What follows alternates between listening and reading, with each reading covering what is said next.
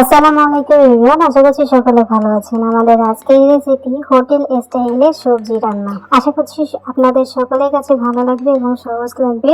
আর এই সবজি রান্নাটা কিন্তু খুব বেশি একটা ঝামেলার কোনো কিছু নয়, একবার দেখলে যে কেউ পেরে যাবেন। হোটেল স্টাইলে থেকে কিন্তু অনেক বেশি দুর্দান্ত হয়েছিল। তো কথা না বাড়িয়ে আমি চলে যাচ্ছি সবজি রান্নায়। আর এই সবজি রান্নাটা কিন্তু আপনারা সকালের নাস্তায় রুটি, পরোটা অথবা গরম গরম ভাতের সাথেও কিন্তু পরিবেশন করতে পারবেন। তো সবজি রান্না করার জন্য আমি একটা কড়াই ভালো মতো গরম করে নিয়েছি। কড়াইটা যখন ভালো মতো গরম হয়ে গেছে তখন আমি এখানে দিয়ে দিলাম রান্নার সয়াবিন তেল। তারপরে এখানে দিয়ে দিব কিছু পাঁচফোড়ন আর হলো গোটা জিরা। এখন এইগুলো দিয়ে আমি খুব সুন্দর করে নেড়ে চেড়ে একটু ভেজে নেব। যখন দেখবেন যে মশলাগুলো ছুটছে তখন এখানে দিয়ে দিতে হবে পেঁয়াজ কুচি, রসুন কুচি আর হলো কাঁচামরিচ ফালি করে কেটে রেখেছি, কেটে আমি এখানে দিয়ে দিচ্ছি। এখন এই সমস্ত মশলাগুলো খুব সুন্দর করে নেড়ে চেড়ে নিতে হবে জাস্ট 1 মিনিট মতো।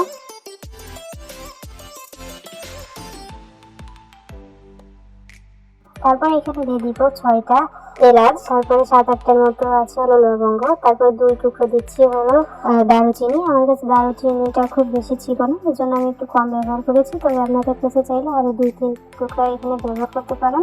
তারপর আমি এখানে দিয়ে দিব হলো 2টো তেজপাতা মাঝখান থেকে ছিঁড়ে আমি এখানে দিয়ে দিলাম। দিয়ে এখন অনবরত নেড়ে চেড়ে নিতে হবে। খুব সুন্দর করে নেড়ে চেড়ে নিতে হবে, মশলা কিন্তু একটু পোড়া লাগানো যাবে না। তো দেখতে পাচ্ছেন আমি নেড়ে চেড়ে কিন্তু মশলাগুলো খুব সুন্দরভাবে ভেজে নিয়েছি, একদম সফট হয়ে গেছে প্রায়। তো দেখতে পাচ্ছেন আমাদের মশলাগুলো কিন্তু এভাবে ভেজে নিতে হবে। এখন আমি এর মধ্যে দিয়ে দিব হলো 1 চামচ লবণ। আমি অল্প করে দিচ্ছি, পরে যদি প্রয়োজন হয় তাহলে আমি পরে আরো দিয়ে দিব। এখন লবণটা দিয়ে আরো খুব সুন্দর করে মিশিয়ে নিব। এই পর্যায়ে আপনাদের লবণটাকে ব্যবহার করতে হবে। এই পর্যায়ে যদি আপনারা লবণটা ব্যবহার করেন তাহলে কিন্তু সবজিগুলো খেতে খুব সুন্দর লাগে, অনেক টেস্ট হবে খেতে। তো অবশ্যই এই পর্যায়ে আপনাদের লবণটাকে ব্যবহার করতে হবে, ঠিক আছে? তো দেখতে পাচ্ছেন আমি লবণ দিয়ে আবারও খুব সুন্দর করে নেড়ে চেড়ে নিয়েছি। আর আমাদের মশলাটা কতটা সুন্দর ভাবে হয়েছে সেটা আমি আপনাদেরকে দেখিয়ে দিচ্ছি। একদম গোল্ডেন হয়ে গেছে দেখতে পাচ্ছেন। এইরকম ভাবে কিন্তু আপনাদেরকে মশলাগুলো ভেজে নিতে হবে, ঠিক আছে? আমাদের মশলাগুলো যখন ভাজা হয়ে গেছে তখন আমি দিয়ে দিচ্ছি আগে থেকে কেটে রাখা বিভিন্ন ধরনের সবজি। এখানে আমি 5-6 প্রকারের বা 7 প্রকারের সবজি ব্যবহার করেছি, তবে আমি যা যা ব্যবহার করছি আপনাদেরকেও যে তাই তাই ব্যবহার করতে হবে এমন কোনো কথা না। আপনাদের কাছে যা যা সবজি থাকবে আপনারা সেইগুলো দিয়ে কিন্তু সবজি রান্না করতে পারেন। আমি প্রথমে 5 প্রকারের সবজি ব্যবহার করেছি। ফুলকপি, তারপরে বেগুন, আলু, গাজর আর হলো কাঁচা কলা আমি ছোট ছোট করে কেটে রেখেছিলাম, সেইগুলো এখানে দিয়ে দিলাম। আর আমি গাজরটাকে একটু পাতলা পাতলা করে কেটে নিয়েছি, কারণ গাজর সিদ্ধ হতে কিন্তু অনেকটা সময় লাগে, এই জন্য আমি একটু পাতলা পাতলা করে কেটে নিয়েছি। আপনারাও এরকম পাতলা পাতলা করে কেটে নেবেন, তা না হলে কিন্তু গাজর সিদ্ধ হতে অনেক বেশি সময় লাগবে। তো অবশ্যই এভাবে কেটে নেবেন। তো আমি সমস্ত সবজি কেমন ভাবে কেটেছি সেটাও কিন্তু আমি আপনাদেরকে ভিডিওর ভিতরে দেখিয়ে দিলাম। এখন মশলার সঙ্গে আমি খুব সুন্দর করে নেড়ে চেড়ে নেব। আর এই পর্যায়ে আমাদের চুলা রাসটা কিন্তু হাই ফ্লেমে আছে। হাই ফ্লেমে রেখে আপনাদেরকে কিন্তু এই কাজটা করে নিতে হবে। তো আমি খুব সুন্দর করে নেড়ে চেড়ে নিচ্ছি মশলার সঙ্গে, আপনাদেরকেও কিন্তু এভাবে করে নিতে হবে। অবশ্যই স্টেপ বাই স্টেপ ফলো করবেন, তাহলে দেখবেন দোকানের থেকেও কিন্তু অনেক বেশি মজাদার হয়েছে এই সবজি রান্নাটা। এখন আমি এই পর্যায়ে এসে দিয়ে দিব হলো হলুদের গুঁড়া। হলুদের গুঁড়া অবশ্যই এই পর্যায়ে এসে দিবেন। 4-5 মিনিট নাড়াচাড়া করার পর এই পর্যায়ে এসে হলুদের গুঁড়াটা দিবেন, তাহলে সবজি থেকে যে সুন্দর একটা কালার আসবে যেটা আপনারা বিশ্বাসই করতে পারবেন না। অবশ্যই এই পর্যায়ে হলুদের গুঁড়াটা দেওয়ার চেষ্টা করবেন, তাহলে কিন্তু সবজি রান্নাতে খুব সুন্দর একটা কালার চলে আসবে।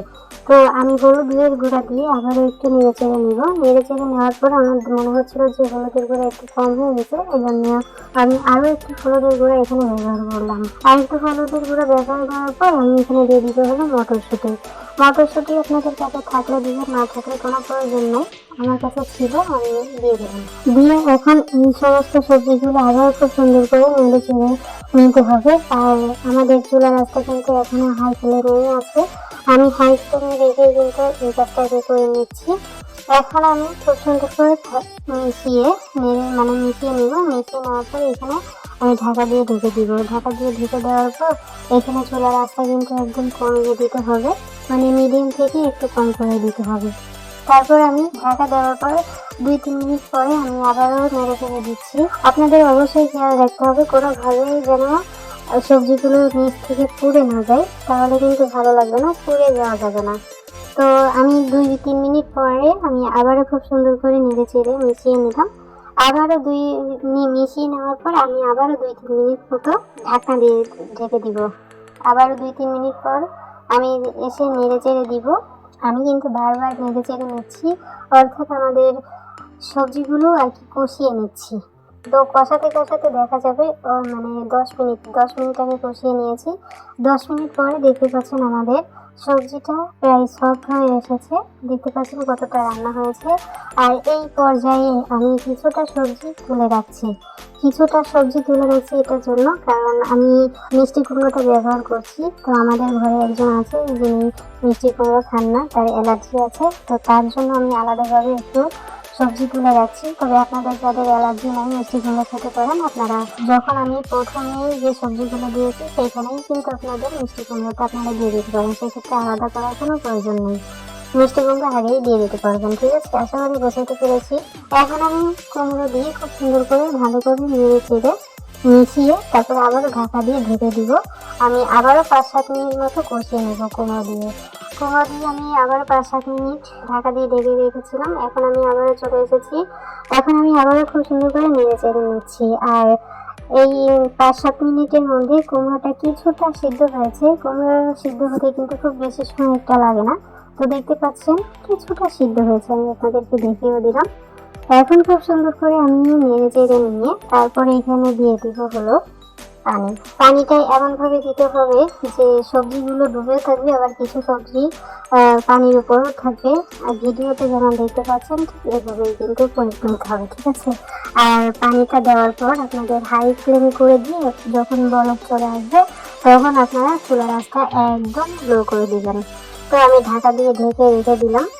ঢাকা দিয়ে ঢেকে দেওয়ার পর আমি চলে এসেছি 10 মিনিট পর। আর এই পর্যায়ে কিন্তু আমাদের চুলার আঁচটা একদম লোতে আছে। 10 মিনিট পর এসে আমি এখানে দিয়ে দিব হলো একটা টমেটো কুচি দিয়ে তারপর আমার মনে হচ্ছিল যে একটু লবণ কম হয়ে গেছে, ওই জন্য আমি আরেকটু লবণ দিয়ে দিলাম। অবশ্যই আপনারা লবণটাকে চেক করে নেবেন, চেক করে যদি কম হয়ে যায় তাহলে আবারও দিয়ে দিবেন। এখন আমি টমেটো দিয়ে ভালো করে নেড়ে চেড়ে আমি আবারও 5 মিনিটের জন্য ঢাকা দিয়ে ঢেকে দিব। একদম লো ফ্লেমে কিন্তু আছে। 5 মিনিট পরে ঢাকা খুলে আমি আপনাদেরকে দেখিয়ে দিচ্ছি আমাদের টমেটোটা কিন্তু সফট হয়ে গেছে, একদম মিশে গেছে। তারপর আমাদের মিষ্টি কুমড়োটাও কিন্তু একদম সিদ্ধ হয়ে গেছে, দেখতে পাচ্ছেন আপনারা। আর সবজিটা কতটা সুন্দর হয়েছে, মাশাআল্লাহ অনেক সুন্দর হয়েছে। আমাদের কিছু সবজি ভেঙে গেছে, আবার কিছু সবজি কিন্তু আস্ত আছে। আলু এবং মিষ্টি কুমড়োটা দেওয়ার জন্য একটু আঠালো টাইপের হয়েছে আমাদের সবজি রান্নাটা। তবে আপনারা চাইলে আর একটু বেশি করে পানি দিয়ে তারপর একটু ঝোল মতো কিন্তু রেখে দিতে পারেন। তো দেখতে পাচ্ছেন মাশাআল্লাহ আমাদের সবজির কালারটা কিন্তু অসম্ভব সুন্দর হয়েছে। আমি আপনাদেরকে রুটির সঙ্গে পরিবেশন করে দেখাচ্ছি যে আমাদের সবজিটা কেমন হয়েছে। রুটি পরোটা দিয়ে কিন্তু সকালের নাস্তায় আপনারা খেতে পারেন, অথবা গরম গরম ভাতের সঙ্গে দুপুরবেলাও কিন্তু আপনারা খেতে পারেন। ফাইনালি আমাদের আজকের রেসিপি এতটুকু। হোটেল স্টাইলের থেকেও কিন্তু অনেক বেশি মজার হয়েছিল, অনেক বেশি টেস্ট হয়েছিল। অবশ্যই বাড়িতে ট্রাই করবেন আর আমাকে কমেন্ট করে জানাবেন যে কেমন হয়েছিল আপনাদের সবজি রান্নাটা। ফাইনালি আমাদের আজকের রেসিপি এতটুকু। সবাই ভালো থাকবেন, সুস্থ থাকবেন। আমাদের পরবর্তী ভিডিও দেখার আমন্ত্রণ জানিয়ে আজ বিদায় নিচ্ছি। আল্লাহ হাফেজ।